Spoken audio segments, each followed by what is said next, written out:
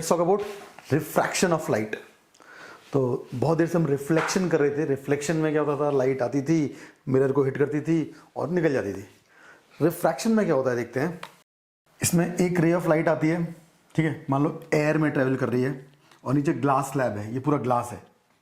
तो जब वो ग्लास में एंट्री मारती है ना, तो ऐसे स्ट्रेट नहीं आती है, जिस तरह से आ रही थी वैसे नहीं आती है, बट इट बेंड्स, ठीक है, ये ऐसे बेंड हो जाती है। और इस केस में भी यहाँ पर कॉन्सेप्ट होता है नॉर्मल का, है, this is known as normal. तो this is known as angle of incidence and this is known as angle of refraction, ठीक है, एंगल ऑफ रिफ्रैक्शन, ठीक है। पहले रिफ्लेक्शन था, ओके। अब ये लाइन क्यों मुड़ी, मतलब ये लाइट रे क्यों मुड़ी, इसको समझने के लिए हमें डिस्कस करना पड़ेगा स्पीड ऑफ लाइट के बारे में। तो बाय डिफॉल्ट जो मीडियम है, जिसे हम एयर बोल सकते हैं, उसमें लाइट की स्पीड होती है 3 × 10⁸ मीटर्स पर सेकेंड। यह है लाइट की स्पीड एयर में। इनफैक्ट वैक्यूम में भी इसकी यही स्पीड रहती है, काफ़ी बड़ी स्पीड है। एक बहुत super genius mister Albert Einstein का क्लेम था कि इस स्पीड से तेज कुछ नहीं जा सकता। बट ठीक है, that is beyond the scope of this lecture, उसके बारे में हम बात नहीं करेंगे। बट हाँ, सन से जब लाइट अर्थ तक पहुंचती है तो बीच में वैक्यूम में भी उसकी यही स्पीड रहती है, और अर्थ के जब एटमॉस्फेयर में एंट्री मारती है तभी इसकी लगभग यही स्पीड रहती है। बट यही रे ऑफ लाइट अगर किसी दूसरे मीडियम में जैसे वाटर या ग्लास में ट्रैवल करती है, then there is a significant change in this speed. ये स्पीड सिग्निफिकेंटली चेंज हो जाती है। तो अब लाइट की स्पीड किस मीडियम में कितनी होती है और क्यों चेंज होती है, ये चीज़ अपने सिलेबस से बिल्कुल बाहर है। We don't have to discuss about those things. But हाँ, इतना आइडिया होना चाहिए कि हर एक मीडियम की एक स्पेशल प्रॉपर्टी होती है जिससे हमें ये मालूम चलता है कि वहाँ पर लाइट की स्पीड कितनी हो जाएगी। That special property is known as refractive index. या दैट्स करेक्ट, रिफ्रैक्टिव इंडेक्स। तो इसको हम रिप्रेजेंट करते हैं म्यू से। तो ये रिफ्रैक्टिव इंडेक्स है, इससे हमें ये समझने में हेल्प मिलती है कि उस मीडियम में लाइट की स्पीड क्या है। तो ग्लास का अपना खुद का एक रिफ्रैक्टिव इंडेक्स होगा, वाटर का भी अपना एक रिफ्रैक्टिव इंडेक्स होगा, ठीक है। जैसे सेंसेक्स, तो ये 10वीं 11वीं के स्टूडेंट्स को ये नहीं पता होता व्हाट इज सेंसेक्स, बट इतना आइडिया होता है कि नो, जब सेंसेक्स बढ़ता है तो इंडियन इकोनॉमी अच्छा कर रही होती है, राइट। थोड़ा सा आइडिया रहता है बस। तो इतना ही आप यहाँ समझ लीजिए कि हर एक मीडियम का एक अपना खुद का रिफ्रैक्टिव इंडेक्स रहेगा, और इससे हमें मालूम चलता है कि उसकी स्पीड कितनी होगी। तो एग्जैक्टली रिलेशन जो होता है लाइट की स्पीड का और रिफ्रैक्टिव इंडेक्स का, वो होता है ये रेशियो। मतलब velocity of light in glass is equal to velocity of light in air divide by mu of glass. तो किसी भी मीडियम में जो लाइट की स्पीड है उसको निकालने के लिए हम रेफरेंस स्पीड यूज करते हैं एयर की।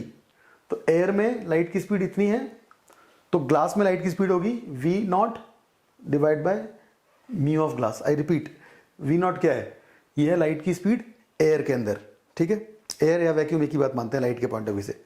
तो जब इस स्पीड को आप ग्लास के रिफ्रैक्टिव इंडेक्स से डिवाइड कर दोगे तो आपको ये मिलेगा कि ग्लास में लाइट की स्पीड कितनी है।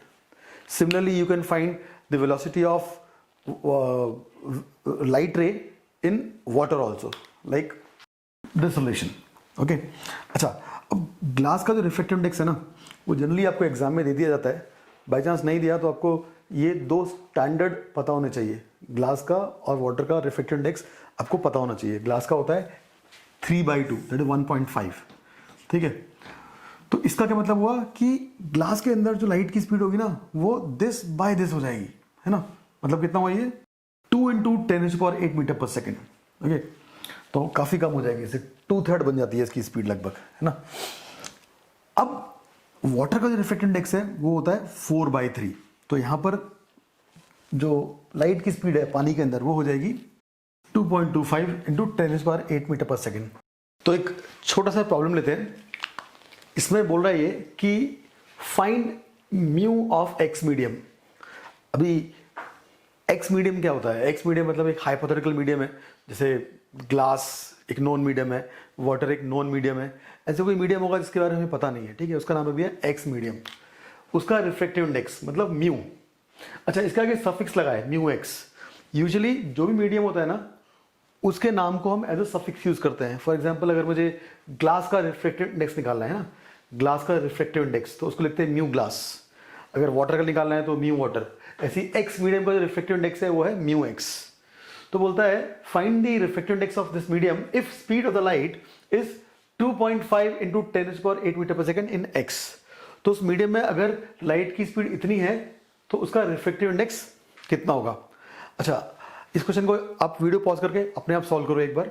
ओके, अब यहाँ देखते हैं, हम ये कई बार डिस्कस कर चुके हैं कि किसी मीडियम में से एक्स मीडियम में जो लाइट की स्पीड है वो कितनी होगी।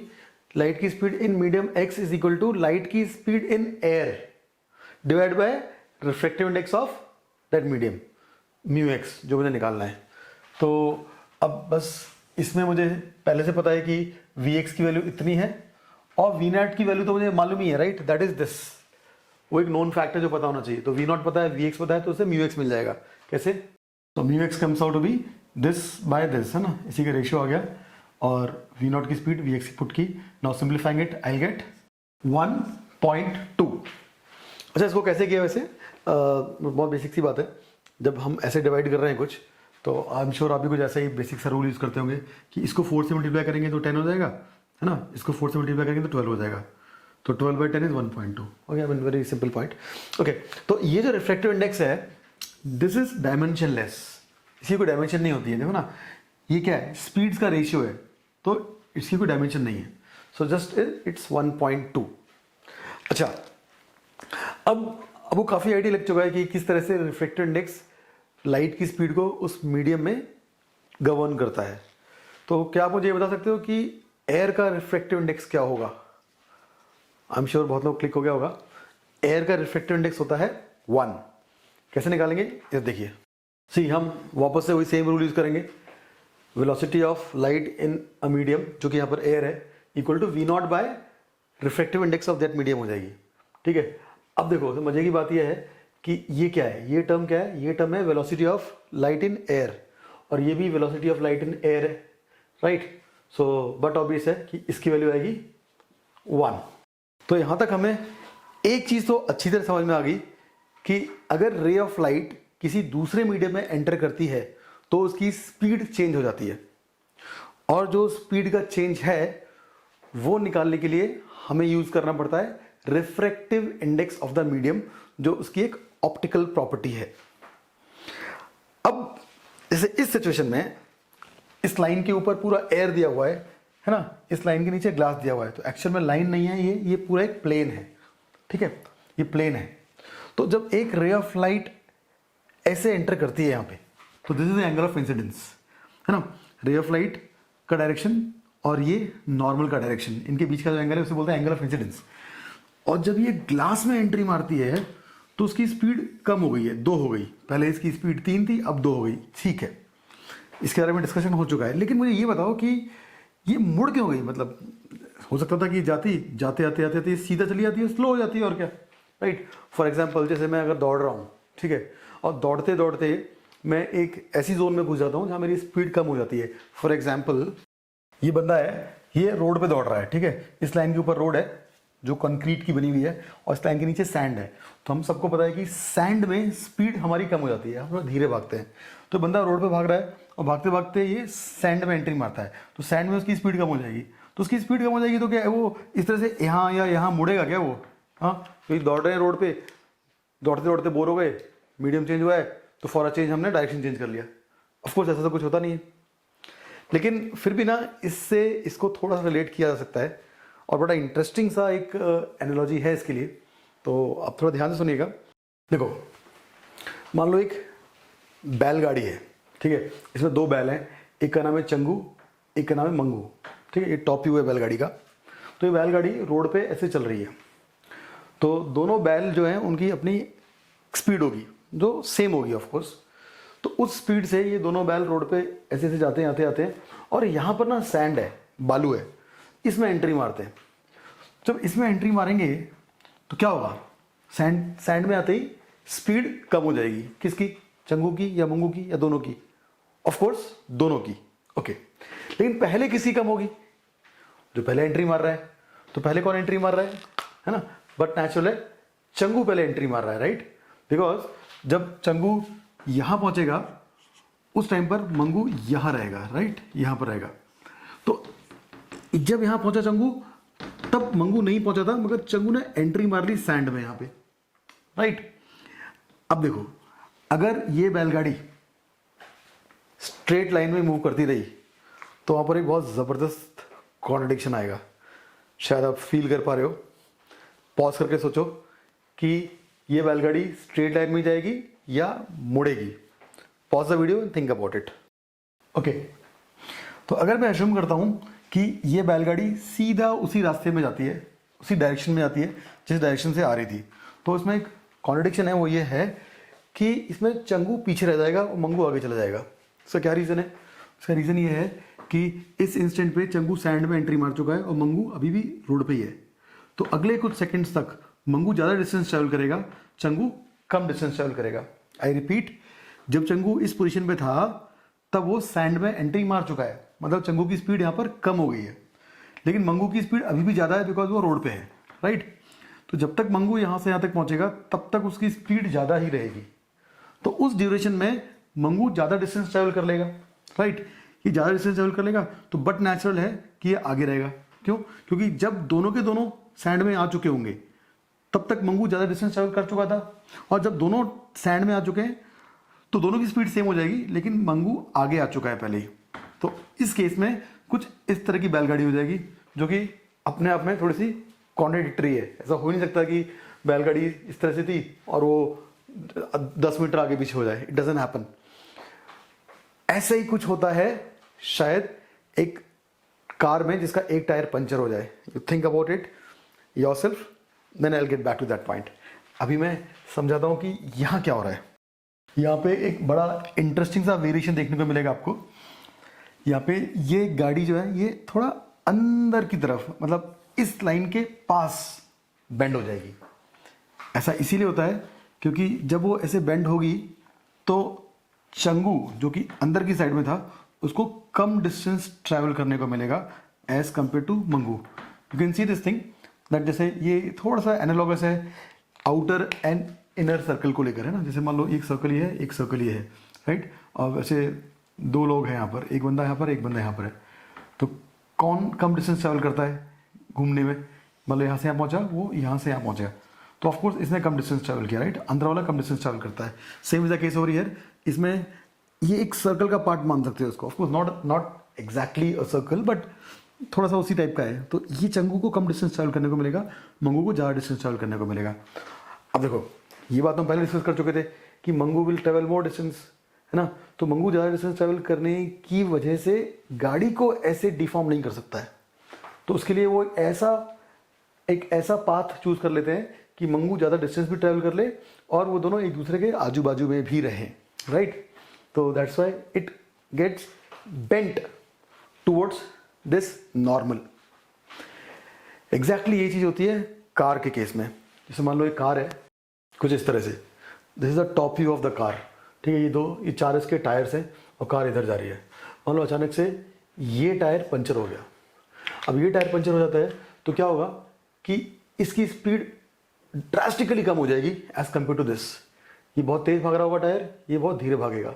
अब ये तेज भाग रहा है, ये धीरे भाग रहा है, इसका मतलब ये तो है नहीं कि कार लंबी हो जाएगी। तो क्या होता है कि it takes a turn, a sharp turn like this. तो जब कार इस तरह का टर्न लेती है तो क्या होता है कि कार इंटैक्ट रहती है और ये टायर कम डिस्टेंस ट्रैवल करता है as compare to this tyre, तो टेक्स अ टर्न, राइट? तो ऐसा यहां पर भी हो रहा है कि चंगू को कम डिस्टेंस ट्रैवल करने को मिला। इनफैक्ट यही सेम चीज होती है एक जब हम बॉल स्विंग करते हैं तो उसमें भी। लुक एट दिस, ये एक क्रिकेट बॉल है जिसका एक साइड ये वाला शाइनी है और ये वाला रफ है। आपने कई बार क्रिकेट मैचेस में भी ऑब्जर्व किया होगा कि जो बॉलर्स होते हैं या फिर जो फील्डर्स होते हैं वो बीच बीच में ना ऐसे बॉल के ऊपर थूक लगाते रहते हैं। They spit on the ball and they start rubbing it on the trouser, on the T shirt. तो देखने से लग सकता है कि मतलब क्या खुजली कर रहे हैं, क्या कर रहे हैं एग्जैक्टली ना, पूरे कपड़े गंदे कर रहे हैं इससे। तो उनका एक एजेंडा होता है। एजेंडा ये होता है कि वो जो रफ साइड है ना उसको और रफ करने की कोशिश करते हैं, विच इज़ एक्चुअली इलीगल, और जो शाइनी साइड है उसकी शाइन मेंटेन करने की कोशिश करते हैं। तो जहाँ पर थोड़ा बहुत हो सके थोड़ा उसमें मॉइस्चर लगा के, स्वेट लगा के, ठीक है, शाइनी साइड में, और थोड़ा उसको ऐसे रब करते रहते हैं ताकि उसकी शाइन मेंटेन रहे। वैसा क्यों करते हैं वो समझने के लिए let's look at the top view of a cricket pitch. मान लो यहाँ पर 3 स्टंप्स इस तरह से, या 3 स्टंप्स है, ये बैट्समैन का एंड है, और एक बॉलर ने बॉलिंग की। जब बॉलिंग की जाती है तो बॉलर बॉल को कुछ इस तरह से रिलीज करता है कि एक साइड रफ रहे और एक साइड शाइनी रहे। इसमें भी कुछ वेरिएशंस होते हैं बट वो सब छोड़ देते हैं, बेसिक पॉइंट देख लेते हैं हम लोग। तो ये शाइनी साइड है, ये रफ साइड है। तो जब इस बॉल को बॉल किया जाएगा तो एग्जैक्टली क्या होगा, ये बॉल स्ट्रेट जाएगी, ठीक है, या फिर बाहर निकल जाएगी, जिस बोलते हैं आउट स्विंगर। अज्यूमिंग ये राइट बैट्समैन है, राइट हैंडेड बैट्समैन है, आउट स्विंगर, या फिर वो ऐसे अंदर की तरफ आ जाएगी, जिससे बोलते हैं इन स्विंगर। तो just pause the video and think about it कि ये बॉल आउट स्विंग जाएगी या इन स्विंग जाएगी। तो एक छोटा सा एक एग्जाम्पल लेते हैं। मान लो हमारे पास 2 क्रिकेट बॉल्स हैं, एक पूरी स्मूथ है और एक पूरी रफ है, ठीक है, और दोनों बॉल्स को हम सेम एफर्ट लगा के ऐसे आगे फेंकते हैं। तो कौन सी बॉल ज़्यादा तेज जाएगी? ऑफ कोर्स स्मूथ वाली, है ना, एज कंपेयर टू रफ वाली। स्मूथ वाले की जो वेलोसिटी होगी ज़्यादा होगी रफ वाले कंपैरिजन में, और इसका ऑब्वियस रीजन है एयर ड्रैग या एयर रेजिस्टेंस या एयर फ्रिक्शन। तो जो रफ वाली है उसको ना हवा का ज़्यादा घर्षण फेस करना पड़ता है और इसकी स्पीड जल्दी से कम हो जाती है एज कम्पेयर टू स्मूथ। तो स्मूथ की स्पीड ज़्यादा रहती है। अच्छा, इस केस में हमने देखा कि इसमें shiny that is smooth part भी है, रफ पार्ट भी है। तो बट ऑब्वियस है ऐसा तो कुछ होगा नहीं कि शाइनी पार्ट तेज जाने की वजह से टूट के आगे चले जाएगा, ठीक है, और रफ पार्ट पीछे रह जाएगा। ऐसा कुछ भी नहीं होता है। होगा वैसा ही जो हम पहले पढ़ चुके हैं, ये एक ऐसा पाथ चूज करेगा जिसमें इसको ज़्यादा डिस्टेंस ट्रैवल करने को मिले एज कम्पेयर टू दिस। तो क्या पॉसिबल है यहाँ पर? तो यहाँ पर एक स्ट्रॉन्ग पॉसिबिलिटी आएगी आउट स्विंगर की, बिकॉज देखिए इसमें शाइनी को ज़्यादा तेज जाना है, बिकॉज इसकी स्पीड ज़्यादा है तो ज़्यादा डिस्टेंस ट्रैवल करेगा। So this will be the outer circumference of a circle, और ये बन गया inner circumference of the circle, right. तो जब ये पाथ ट्रैवल करेगा तो शाइनी वाला ज़्यादा भी मूव कर जाएगा और बॉल भी इंटैक्ट रहेगी। इसे बोलते हैं आउट स्विंगर, और काफ़ी डेडली बॉल होती है ये। इसमें बैट्समैन एक्सपेक्ट करता है कि उसके मिडल ऑफ द बैट पे आएगी, लेकिन उसके एज पे लग जाती है और पीछे वो फर्स्ट सेकंड थर्ड स्लिप पे पीछे कॉट बिहाइंड हो जाता है। तो हमने काफ़ी सारे एग्जांपल्स देख लिए जहां पर एक पाथ दूसरे मीडियम में जाने की वजह से चेंज होता है। जैसे एक क्रिकेट बॉल का देखा, एक पंचर्ड कार का देखा, एक चंगू मंगू वाले बैलगाड़ी का देखा, और ऐसा ही कुछ होता है एक रे ऑफ लाइट में। अब नॉट एग्जैक्टली सेम बट काफ़ी सिमिलर प्रोसेस होता है उसके अंदर, और एग्जैक्ट चीज़ एक्सप्लेन करने के लिए मुझे आपको बताना पड़ेगा कि what is wave front. Wave front is not in this topic, उसको हम कवर करेंगे वेव ऑप्टिक्स में। तो अभी के लिए आपके लिए ये काफ़ी है समझना कि जब रे ऑफ लाइट एक मीडियम से दूसरे मीडियम में आती है तो वो इस तरह से बेंड हो जाती है। Yet another important and very interesting concept is how much does it bend, वो कितनी बेंड होती है। जब वो रे यहाँ से गई तो 5 डिग्री बेंड कर रही है, 6 डिग्री बेंड कर रही है, या उस तरफ बेंड करना है, ये सब चीज़ें किस पे डिपेंड करती हैं। जैसे एक इंटरेस्टिंग सा केस लेते हैं जहाँ पर वही चंगू मंगू की बैलगाड़ी मान लो कुछ इस तरह के पाथ में आ रही थी, इस तरह से। यहाँ रोड है, यहाँ सैंड है, ठीक है, रोड में इनकी स्पीड थी मान लो 5 और सैंड में आती इनकी स्पीड हो गई 3। तो अब ये किस तरफ बेंड होंगे, लेफ्ट, राइट या स्ट्रेट। तो इसमें शायद कॉमन सेंस आपको क्लिक हो गया होगा कि दोनों के दोनों सेम टाइम पे एंट्री मारेंगे। अब दोनों के दोनों सेम टाइम पे एंट्री मारेंगे तो बट नेचुरल है दोनों के दोनों आगे भी सेम ही डिस्टेंस ट्रेवल करने वाले हैं, तो उनका जो पाथ है वो स्ट्रेट रहने वाला है, राइट। तो यहाँ से आपको हिंट लगा होगा कि ये जो एंगल है, एंगल ऑफ इंसिडेंस है ना, चंगू मंगू के केस में एंगल ऑफ इंसिडेंस क्या था, ये था, है ना। प्रीवियस केस में पहले हमने केस लिया था उसमें एंगल ऑफ इंसिडेंस ये था। इस केस में एंगल ऑफ इंसिडेंस 0 है, जैसे कि इस केस में एंगल ऑफ इंसिडेंस I है। तो जब एंगल ऑफ इंसिडेंस 0 था तो कोई बेंडिंग नहीं हुई, राइट। और उसी में एक दूसरा एक्सट्रीम केस ले लो जहां पर ये बहुत बड़े एंगल से एंट्री मार रहा था, समथिंग लाइक दिस। ये देखिए इसमें एंगल ऑफ इंसिडेंस बहुत ज़्यादा है, राइट। जब रोड से सैंड में एंट्री मारता है एंगल ऑफ इंसिडेंस बहुत ज़्यादा है, और इसका सीधा सीधा आपको फर्क दिख रहा होगा कि ये वाला बैल था चंगू, राइट, ये एंट्री मार चुका है सैंड में और मंगू को बहुत लंबा डिस्टेंस ट्रेवल करना था, राइट। तो इस सिचुएशन में काफ़ी ज़्यादा बेंडिंग होगी एज कंपेयर टू दिस। तो यहाँ भी ऐसा होता है कि how much does it bend, ये चीज़ डिपेंड करती है एंगल ऑफ इंसिडेंस के ऊपर, ये डिपेंड करती है आई के ऊपर, और ऑफ कोर्स ये डिपेंड इस पे भी करती है कि इनमें इनकी स्पीड क्या है। अच्छा, इनमें इनकी स्पीड क्या है, इस चीज़ को इनडायरेक्टली ऐसे बोल सकते हैं कि इनके रिफ्रैक्टिव इंडेक्स क्या है। मान लो मीडियम बी है और ये मीडियम ए है, तो बी और ए के रिफ्रैक्टिव इंडेक्स पे डिपेंड करेगा और आई पे भी डिपेंड करेगा कि ये एंगल ऑफ रिफ्रैक्शन क्या है। एंड जो एग्जैक्ट रिलेशन है that is govern by a very famous law which we call Snell's law. तो ये है ऑप्टिक्स की शायद सबसे इंपॉर्टेंट लॉ, जिसे हम बोलते हैं स्नेल्स लॉ। अब ये बहुत सिंपल सी लॉ है, अगर हमें इसे जस्ट समझना है कि क्या बोलती है, क्यों बोलती है वो अपने काम का नहीं है, बस क्या बोलती है या देख लो। एक रे ऑफ लाइट किसी प्लेन पे इंसिडेंट होती है, इस प्लेन के नीचे दूसरा मीडियम है, इस प्लेन के ऊपर दूसरा मीडियम है, ठीक है, ये मीडियम ए है, मीडियम बी है, तो इसे हम बोलेंगे एंगल ऑफ इंसिडेंट, जो हम पहली बार बहुत कई बार डिस्कस कर चुके हैं। अब जब रिफ्रैक्ट होके, इसे बोलते हैं रिफ्रैक्शन ऑफ द रे, जब ये रिफ्रैक्ट होके इस तरह से जाती है तो ये हो गया अपना एंगल ऑफ रिफ्रैक्शन, ठीक है, आर। अब इस लॉ के हिसाब से इन दोनों एंगल्स के बीच में जो रेशियो है sine I by sine r, वो डिपेंड करता है इन दोनों के रिफ्रैक्टिव इंडेक्स पे, कुछ इस तरह से। Sine I by sine R equal to mu of this medium by mu of this medium. अगर इन दोनों मीडियम का म्यू सेम हो गया, if mu B equal to mu A, तो बट नेचुरल है I will be equal to R और ray अनडिविडेड रहेगी, है ना, बिना बेंड हुए सीधा निकल जाएगी। और भी इसमें कुछ कुछ हो सकता है। फॉर एग्जाम्पल, अगर मान लो ये बी का जो म्यू है ना, बी का जो म्यू है वो ए से कम हो गया, तो इस केस में हम देख सकते हैं कि ये इससे छोटा है तो ये भी इससे छोटा होगा, मतलब आई आर से छोटा हो जाएगा। इसका मतलब I is less than are, तो मतलब आर बड़ा है। आर बड़ा होने का मतलब क्या हुआ, ये रे टूवर्ड्स नॉर्मल ना जाकर अवे फ्रॉम द नॉर्मल कुछ इस तरह से चली जाएगी। ओके, अब यहां पर आपको दो टर्म्स पता होने चाहिए जिन्हें हम बोलते हैं डेंसर एंड रेयरर। और कई सारे बच्चे इसमें कंफ्यूज होते हैं कि ये थोड़ा अजीब से टर्म्स हैं, denser, rarer, and they start generating a dislike with optics. But trust me, ये बहुत ही सिंपल से वर्ड्स हैं, बट नए वर्ड्स हैं, इसीलिए थोड़ा सा कन्फ्यूजन हो सकता है। तो मैं कुछ समझाने के लिए कुछ ऐसा यूज़ करूँगा जो आपको पहले से पता है। जैसे हल्का एंड भारी है, ये चीज़ आपको पता है ना, हल्का एंड भारी। तो अगर हम बात करें कॉटन एंड वुड, रुई और लकड़ी की, तो कौन हल्का है कौन भारी है, तो बट नेचुरल है, ये हल्का है ये भारी है, फाइन।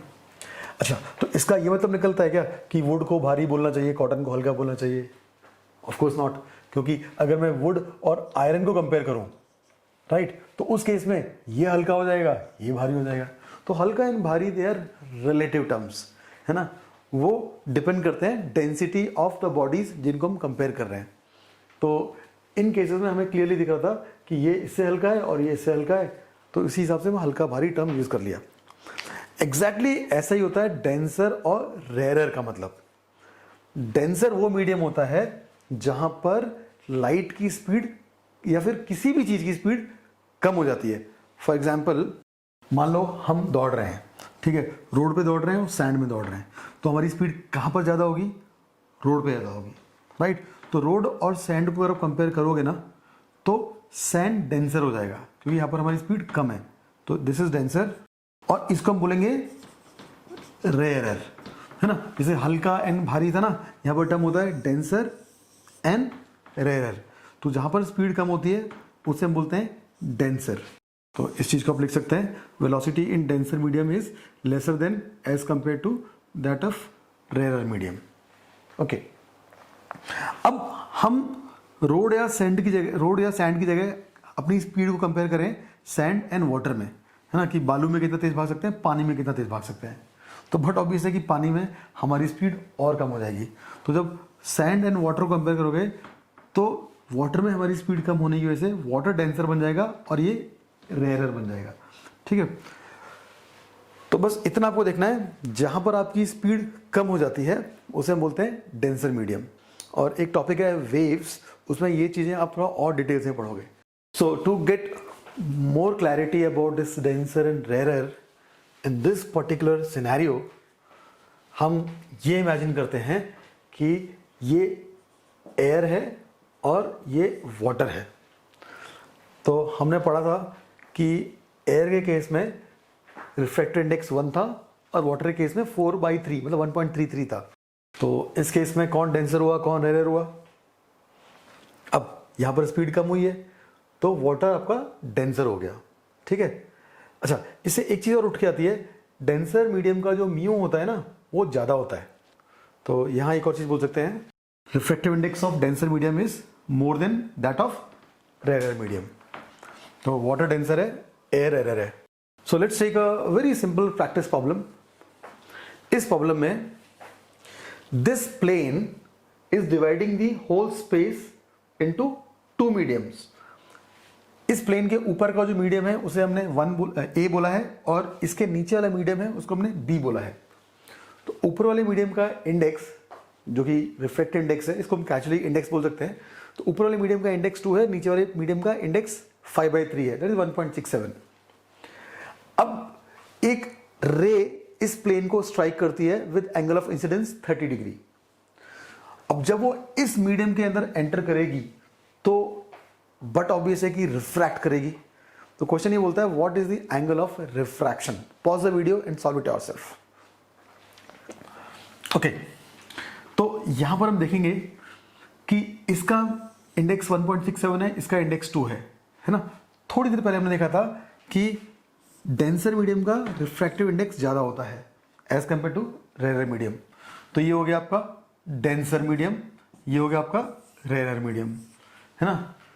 तो लाइट कहाँ बेंड होगी ये हम पहले देख चुके हैं कि जब वो रेयर से डेंसर में आता था तो रे टूवर्ड्स नॉर्मल बेंड हो रही थी। यहाँ उल्टा हो रहा है, यहाँ डेंसर से रेयर में जा रहा है तो रे will bend away from normal.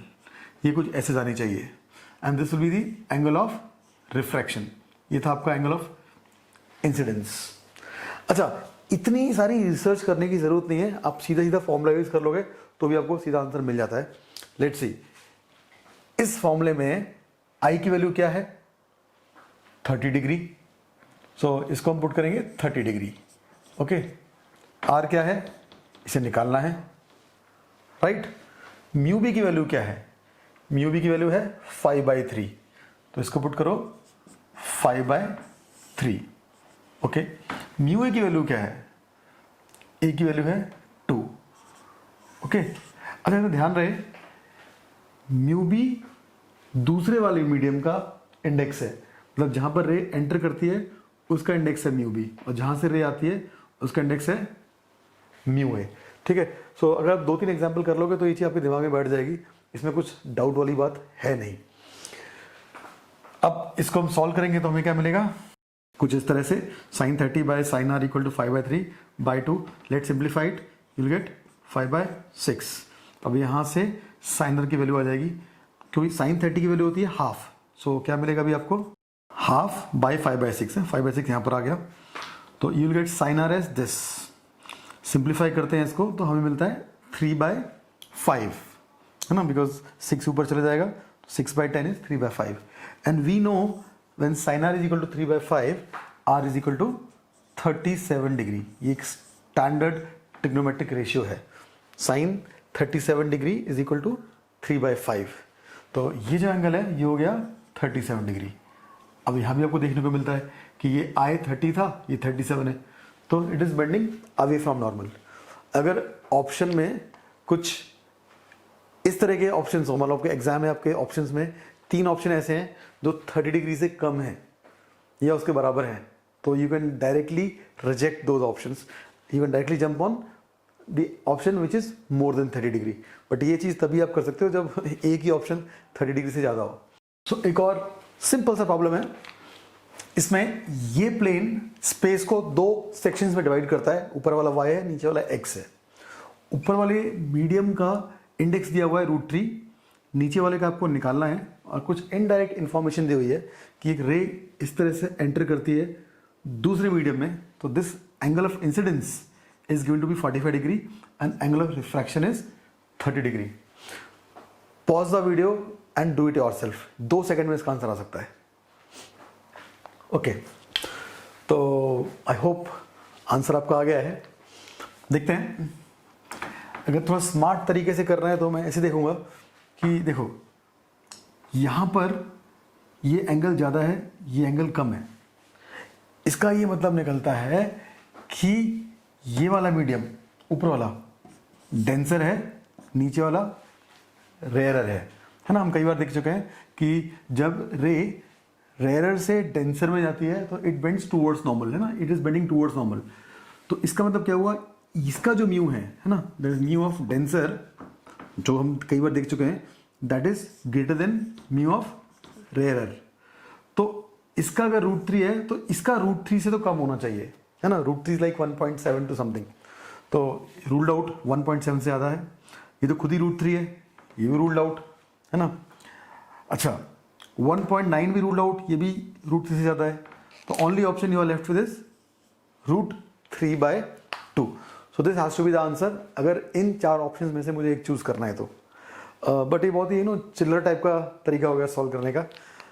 By chance exam में अगर आपको हेल्प मिल रही है तो देख सकते हो, बट जो प्रॉपर कोर फिजिक्स से इसको सॉल्व करने का तरीका है वो है बाय यूजिंग स्नेल्स लॉ। तो क्या बोलता है वो, sin i by sin r equal to mu i by mu x. ठीक है, इसमें ध्यान रहे यहाँ एक मिस्टेक जोन है, कई लोग यहाँ गलती कर देते हैं।